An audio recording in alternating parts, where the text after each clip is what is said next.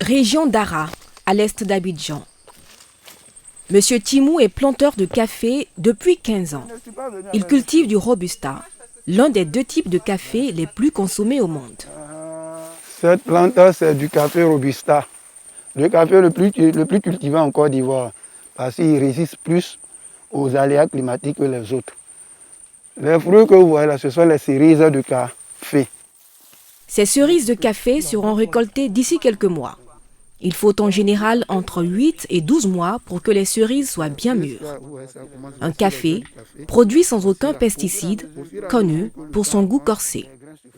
Et c'est à l'état naturel que nous produisons nos cafés. Ce qui fait que quand nous consommons, il n'y a pas d'effet secondaire.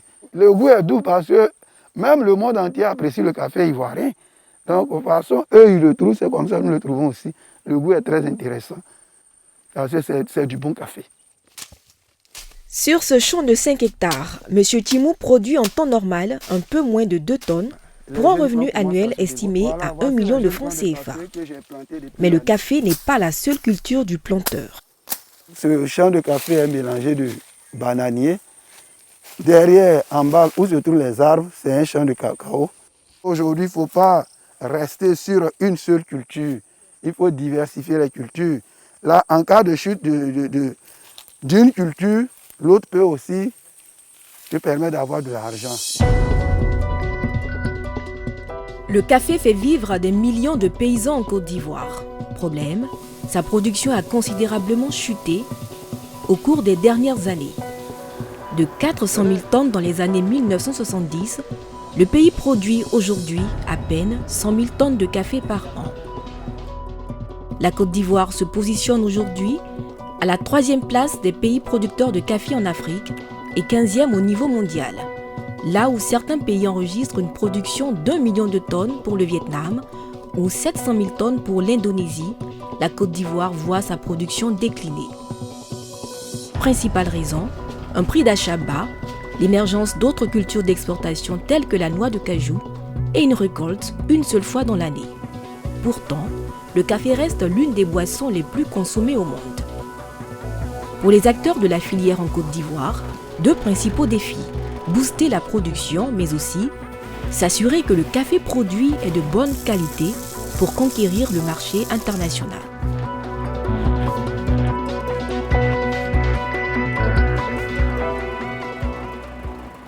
Dans la commune d'Ara, nous retrouvons M. Timou. Aujourd'hui, il se rend dans cette coopérative, un groupement qui rachète aux planteurs leur production à la sortie des champs. C'est l'heure du verdict concernant la qualité de la production. Monsieur Timou, votre café, Oui. il y a cailloux, Oui. il y a les trucs, les brisures, il y a les cerises. Le café doit être trié, mais au propre avant le pesage. En cas d'impureté, la coopérative peut refuser la production du planteur. Quand le taux de grain noir est supérieur au taux de grain blanc, souvent on peut refuser parce que là la qualité est douteuse. Donc il appartient au planteur de tout mettre en œuvre pour faire un café de bonne qualité. Vient ensuite l'étape du pesage. Grâce à cette bascule électronique, le producteur peut avoir une idée de son revenu. Le prix du café cette saison a été fixé à 700 francs CFA. Le poids de votre café est 192. Le prix, c'est 700. Donc le montant global, ça fait 134 400. Oui, c'est bon? C'est bien, c'est très bon. Ok, il n'y a pas de souci. 134 400 francs CFA. C'est l'argent que percevra Timou pour ses sacs de café vendus ce jour. Avec cette coopérative, le quinquagénaire est sûr de percevoir les revenus de sa production. Ce n'est pas toujours le cas avec d'autres acheteurs moins fiables. Ce qu'on appelle communément les pisteurs, ils peuvent prendre des sacs de café et puis après ils vont disparaître dans la nature. Mais au niveau de la coopérative, ils ne peuvent pas disparaître parce qu'on vit toujours avec eux ici. En Côte d'Ivoire, le prix minimum garanti aux producteurs de café cette année est de 700 francs CFA par kilogramme. Ce prix d'achat est fixé par le gouvernement à travers le Conseil Café Cacao, l'organe en charge de réguler le secteur. Le prix est fixé en fonction de l'évolution des cours mondiaux et des taxes d'exportation et peut varier selon les années. Les coopératives ont quant à elles la possibilité de le revendre à des exportateurs ou des transformateurs avec une marge bénéficiaire de 80 francs CFA par kilogramme de café. Cet argent leur permet d'assurer leur bon fonctionnement. Chaque année, la coopérative fait en moyenne 500 tonnes par an. Ça fait 500 000 kilos. 500 000 kilos multiplié par 80 francs. Ça fait 40 millions. 40 millions représentent la recette que la coopérative a. Dans les 40 millions, nous avons d'autres charges de fonctionnement, tout ça. Le café récolté dans les champs prend ensuite la direction d'Abidjan. 90% du café produit en Côte d'Ivoire est exporté par de grands groupes, Olam, Nestlé, Touton ou encore S3C. Olam, le géant singapourien, nous a ouvert ses portes. Le groupe exporte chaque année entre 40 000 et 50 000 tonnes de café rachetés auprès des coopératives afin de nourrir le marché international. Première étape, la réception et le traçage de la matière première. En termes techniques, on appelle cela le connaissement. C'est quelle coopérative? C'est Diallo-Madi. Diallo-Madi. Mais comme j'ai toujours dit, il faut toujours vérifier toutes les informations qui sont là sur le connaissement. Parce que tu sais, là-dessus, le Conseil Café Cacao est très exigeant. Ce qu'on vérifie, c'est le connaissement. Puis le connaissement va nous donner la quantité du produit, le type de produit, la provenance. Chaque jour, environ 15 camions sont déchargés ici en flux continu. Chacun de ces engins transporte en moyenne 30 tonnes de café, parfois 45 tonnes lorsque la récolte est bonne. Des contrôles sont faits, là encore, pour s'assurer de la bonne qualité du produit. Nous refusons tout au plus 5% de ce que nous recevons. Oui, nous recevons. Parce que déjà, au niveau de sélection des fournisseurs et des coopératives, nous avons déjà fait un travail en amont qui nous permet de recevoir du café qui est déjà une qualité acceptable. Bonjour, monsieur Dan. Place maintenant à l'étape dite de calibrage pour déterminer le taux d'humidité du café. Selon les normes, ce taux ne doit pas excéder 13%. Car au-delà, le café est jugé moisi et donc rejeté. Mais le critère le plus important, la taille du grain de café. Le grain le plus prisé, c'est le grade 0, qui représente le grain le plus gros, qui a une dimension de 7,1 mm et qui est très prisé sur le marché. Le grade A0, le voici, le Graal du grain de café. Plus rare, il se vend plus cher sur le marché international. Mais celui que l'on retrouve plus fréquemment, c'est le grade A2 de taille moyenne, avec un rapport qualité-prix plus attractif. C'est 35 à 40% du café reçu et traité par Olam. Les autres grades de moins bonne qualité impropres à l'export seront vendus sur le marché local. C'est le café qu'on n'arrive pas à calibrer selon les normes que nous avons, donc qui vont être déclassés comme sous-produits et qu'on appelle communément micro-bruseux. C'est prévu pour le marché local.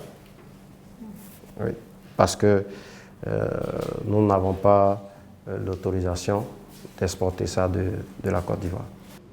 Ainsi, seuls les grains les plus beaux partiront à l'exportation. Une fois le calibrage achevé, place à l'usinage. Objectif, réduire au maximum les défauts présents dans les sacs de café. Matières étrangères, grains noirs et même plus surprenant, des pierres. Ce sont près de 500 kg de pierres qui ressortent chaque jour.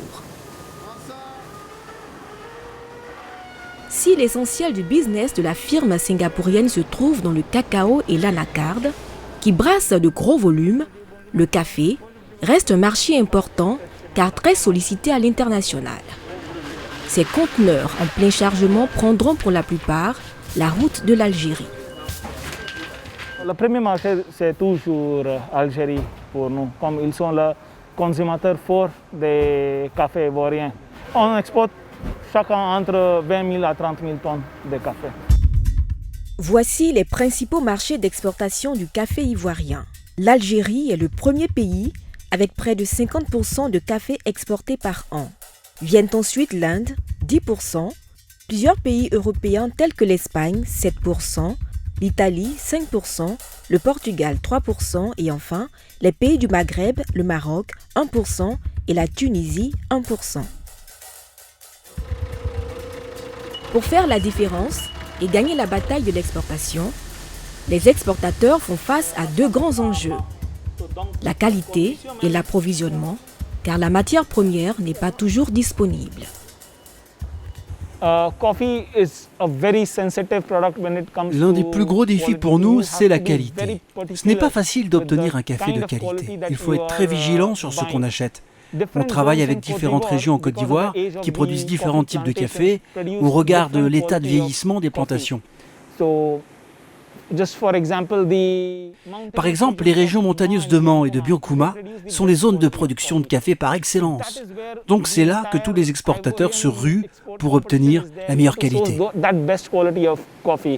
Le second grand défi, c'est l'approvisionnement, le sourcing. La production de café en Côte d'Ivoire n'est pas très grande comparée à d'autres cultures. Les saisons sont courtes, seulement 2 à 3 mois. Cela nécessite pour nous d'être très agiles, très malins quand nous achetons du café. Ce n'est pas facile, tout le monde cherche à s'approvisionner au même moment. L'un des grands défis, c'est donc d'assurer l'approvisionnement de la matière première. Pour cela, les exportateurs se lancent sur le terrain dans des campagnes d'encadrement des producteurs. Cet après-midi, séance de cours en pleine plantation. Pourquoi on ne doit pas utiliser les herbicides pour faire la production de café? De 1, ça ne donne pas bien. De 2, il y a des bêtes, mais on ne doit pas les éliminer. Les médicaments tuent ça.